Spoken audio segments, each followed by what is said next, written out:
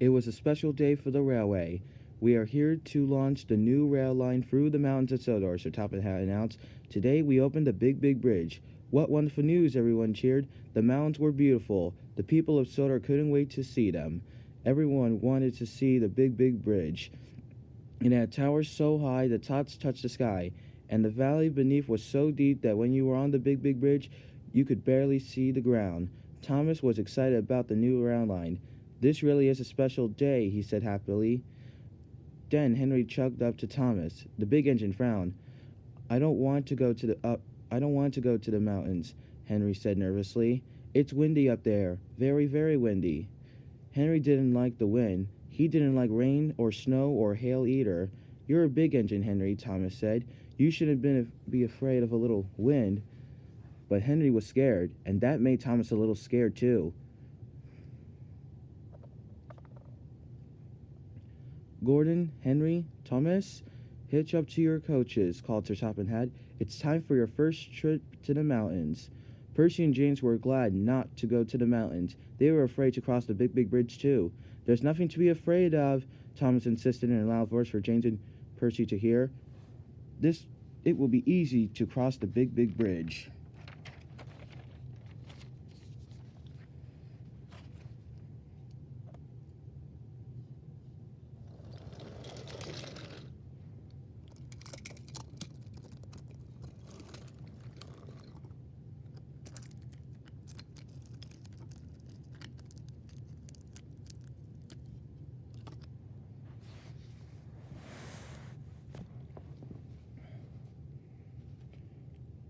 Thomas and Henry chugged to the platform. Gordon, the big engine, was already there. His coaches were full of passengers. Annie and Clara were soon hitched behind Thomas. Hurry, hurry, they called. All aboard, cried the conductor.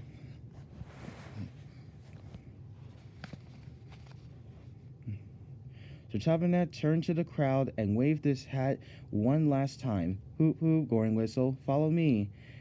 In a burst of steam, the big blue engine was off.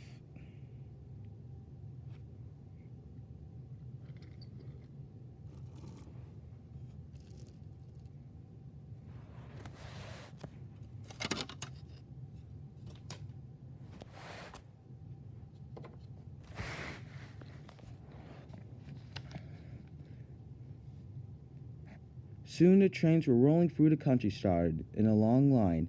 Gordon took the lead. Behind him came Henry. Then, because he was the smallest, came Thomas. Along the way, people came out of their houses and cheered when they saw trains go by. At the foot of the mountain, Henry slowed to a crawl. These mountains are much too high, he moaned. I can't go.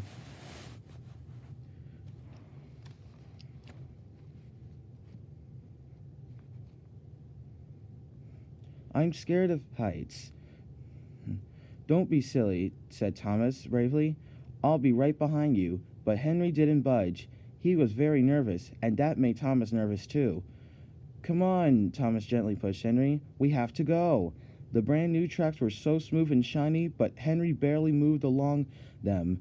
The truth was, Henry didn't want to reach the top of the mountain, because then he had to cross the Big Bridge. If Percy, James, and Henry are all afraid, thought Thomas, maybe I should be frightened too. The tracks grew steep as Thomas and Henry puffed up the mountain. They could hardly keep up with Gordon. The big blue engine rushed ahead. Gordon was a strong engine. The steep tracks didn't tire him at all. Wait for us, Henry called, but Gordon climbed higher and higher until he was out of sight.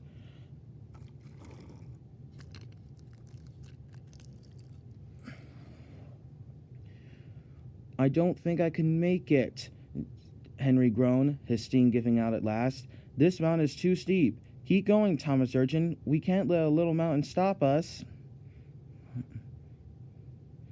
But Thomas was having trouble chugging up the steep mountain, too, and he was beginning to worry about crossing the Big Bridge.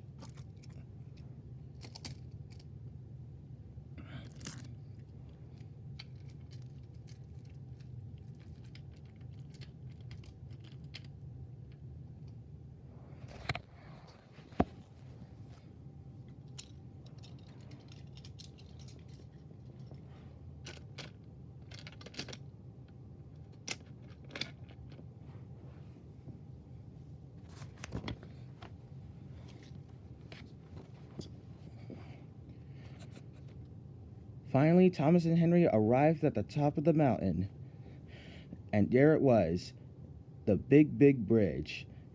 And it was high. It was windy up there, too. Very windy. "I won't go," Henry declared. "But we have to cross," Thomas said bravely. "Our passengers want to see the mountains on the other side." "Hurry, hurry," Annie Cowbell cried. The coaches were so excited that Thomas had trouble keeping them in line. Thomas searched the tracks ahead. Gordon was nowhere to be seen. He had already crossed the bridge and rolled into the mountains beyond. Thomas and Henry were alone.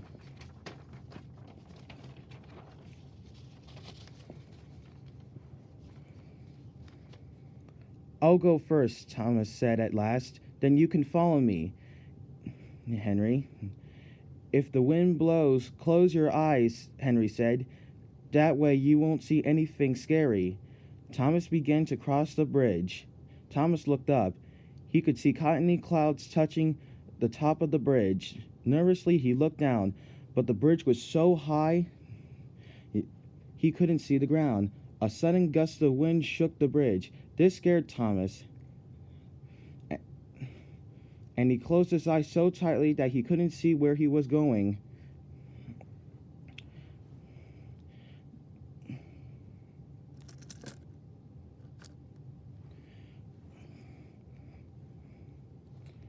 Thomas came to a sudden stop. He opened one eye for a quick peek. "Oh no," he cried. His wheels were off the track. "Are you all right, Thomas?" called Henry. "I'm stuck," said Thomas glumly. "I couldn't see where I was going, and my front wheels had jumped the track."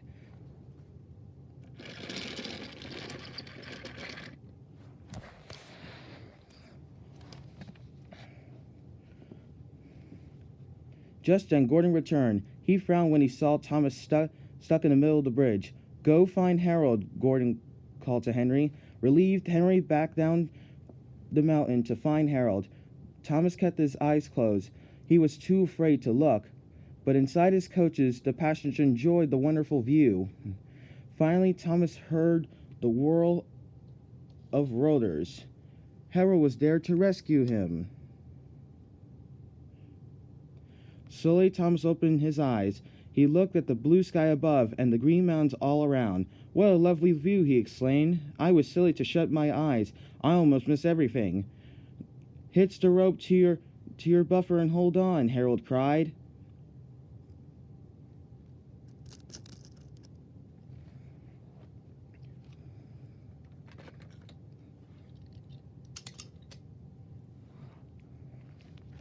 In no time at all, Harold had lifted Thomas back onto the tracks. Thomas backed up to where Henry waited. "Come on, Henry," said Thomas. "The view is spectacular. I should have never been afraid." With that, Thomas turned and chugged happily across the big, big bridge. Henry watched in wonder. "If he's not afraid, maybe I shouldn't have been afraid either," Henry decided. Slowly, the big green engine made his way across the big, big bridge, too.